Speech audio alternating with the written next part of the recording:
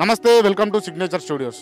భారతదేశంలోని ప్రసిద్ధి చెందిన శక్తిపీఠాల్లో భద్రకాళి मंदिर शक्तिपीठम ఒకటి. हाय भाई, हेलो, आपका नाम क्या है जी?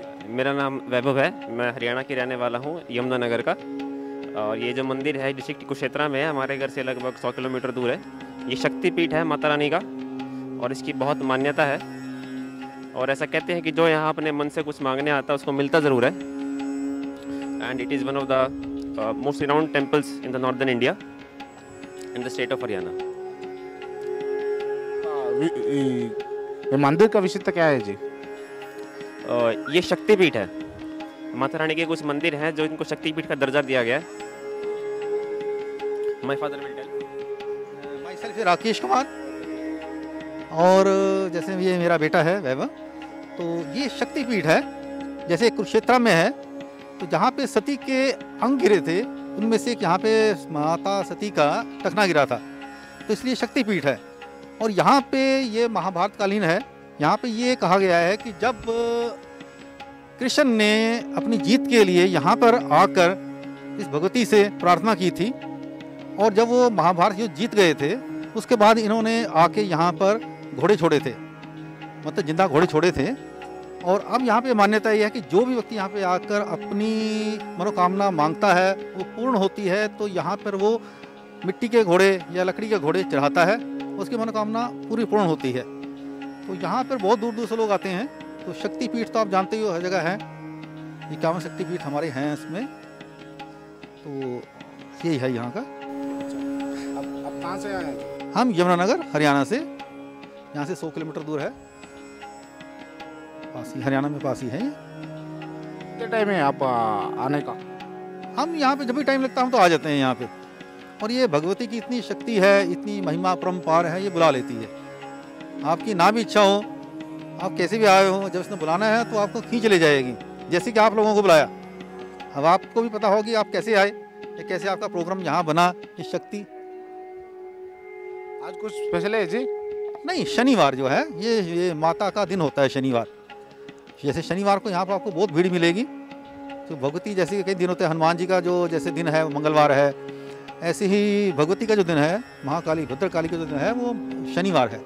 तो शनिवार को यहाँ बहुत लोग आते हैं। ऐसे ही जैसे यहाँ से अगर हम चंडीगढ़ जाते हैं, माँ मनसा देवी का वो भी शक्तिपीठ है। तो ऐसे ही वो है, ऐसे ही ये है। मनसा देवी कितने किलोमीटर से? मनसा देवी भी यहाँ से हार्डली मेरे 50 किलोमीटर है। आप कुरुक्षेत्र में जाएंगे, पंचकुला में पास ही, वहाँ भी एक शक्तिपीठ है। वो बहुत पुराना है, वो थोड़ा हिल्स के ऊपर है, चंडीगढ़ के अंदर है। चंडीगढ़ के अंदर है। और पंचकुला से एंट्री है उसका। पंचकुला से एंट्री है। उसके साथ ही वहाँ पे और मंदिर भी हैं।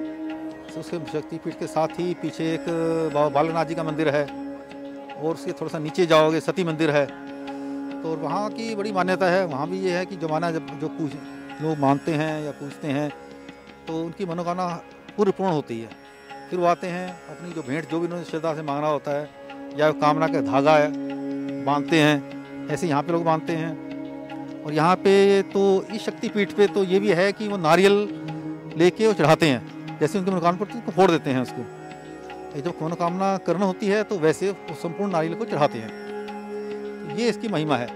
यहाँ भी बहुत दूर तो आप देख ही रहे होंगे, यहाँ पे कितनी कारें खड़ी हैं, कितनी क्या है, कितना है। अभी शाम के टाइम में यहाँ पे इतना रश हो जाएगा कि आपको लगेगा कि ये स्वर्ग यहीं पे आ गया है।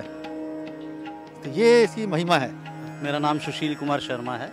मैं सोनीपत से आया हूँ, दिल्ली के बिल्कुल नज़दीक है। सोनीपत बेसिकली एटलस साइकिल के नाम से जाना जाता था। यहाँ जहाँ हम खड़े हैं ये कुरुक्षेत्र है, जहाँ पे महाभारत का युद्ध हुआ था। और यहाँ हमारे पीछे शक्तिपीठ है भद्रकाली के नाम से। ये माता पार्वती का रूप है, माता पार्वती का रूप है। और यहाँ पे जो है बहुत दूर दूर से भक्त लोग आते हैं। और ऐसी यहाँ पे मान्यता है कि जो आदमी सच्चे मन से अपनी मनोकामना रखता है वो पूर्ण होती है। पूर्ण होने के बाद फिर जो है वो वापस आता है। जैसे अभी भाई साहब ने बताया कि घोड़े चढ़ाने की प्रथा है, वो महाभारत के टाइम से चल रही है। कृष्ण ने आके जब यहाँ पे प्रार्थना की थी कि हम युद्ध जीतेंगे, कृष्ण के लीडरशिप में ये युद्ध था महाभारत का, तो हम यहाँ पे घोड़े चढ़ाएंगे। तो उस टाइम से जो है ये प्रथा चलती आ रही है। और ऐसी 51 शक्तिपीठ हैं। कुछ तो हमारे आसपास के एरिया में, जैसे एक बताया मनसा देवी है चंडीगढ़ में। उसके बाद एक जो है अगर आप ऊपर हिमाचल में जाओगे बगलामुखी है। तो कई सारी ऐसी शक्तिपीठ हैं। और सहारनपुर में एक शक्तिपीठ है। तो हमारे आसपास काफ़ी सारे हैं ऐसे, और जो सच्चे मन से इधर आएगा उसको ब्लेसिंग्स मिलेगा। मैडम क्या प्रेयर करिए आप? हम यहाँ पे बेसिकली मैंने जब गाड़ी ली थी तो गाड़ी लेते ही मुझे यहाँ बैंक में आना था। मैं बैंक में जॉब करती हूँ, तो डोंट नो, मैं फर्स्ट टाइम यहाँ पे आई थी, मुझे नहीं पता था यहाँ का कुछ भी। तो पहली बार मैं गाड़ी को मत्था टिका कर यहाँ लेके गई थी। सेकंड टाइम अब मैं यहाँ आई हूँ, तो हर बार अब आती जा रही हूँ। बट यहाँ पे ऐसा माना गया है कि मैंने खुद अपने साथ आजमाया है कि जो भी आप मांगोगे यहाँ पूरा होता है। ठीक है, तो मैं लास्ट टाइम आई थी, तो आज फिर मैं प्रार्थना करके आई हूँ, तो देखते हैं वो कब पूरी होगी। तो मतलब जो मैं देख रही हूँ यहाँ पे लास्ट 2 ईयर से मैं आ रही हूँ, उससे पहले मुझे यहाँ का कुछ नहीं पता था। जैसा अभी बताया इधर सब ने, राकेश जी ने बताया वो, और सुशील जी ने बताया जिनके बारे में माता जी के। तो यहाँ पे बहुत पुराना मंदिर है, और जो आप दिल से मांगेंगे वो ज़रूर पूरा होगा। कि यहाँ जो शक्तिपीठ है ये कुएं के अंदर है। जो सती का जो गिरा था, टखना गिरा था, वो कुआं है, कुएं के अंदर है। अभी आपने सामने आप जब मंदिर में एंट्री करते हैं, सामने ही आपको कुआं मिलेगा। वो जो टखना उसके अंदर गिरा है, तो मेन स्थान वो है। पीछे मंदिर का स्वरूप है, वो बना हुआ है।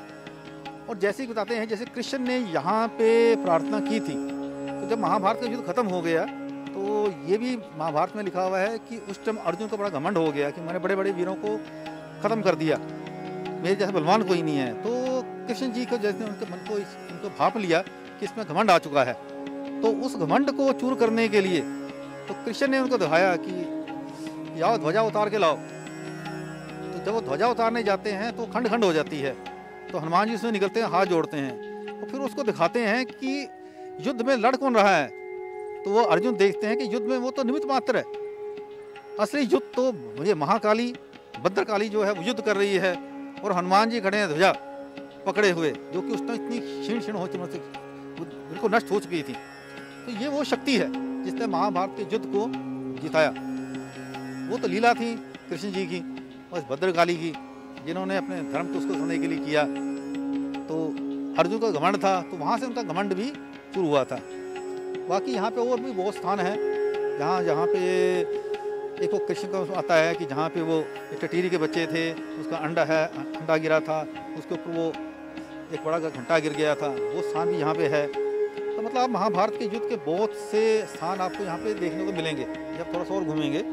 तो मैं कहता हूँ इसके साथ साथ उनको भी आप कवर करें, तो लोगों को एक अच्छा इस बारे में पता लगेगा, वो आएँ, दर्शन करें और अपना जीवन सफल बनाएं। तो ये तो महाकाली, जैसे आप कलकत्ता में जाते हो तो वो काली रूप है, ये उसी के रूप है।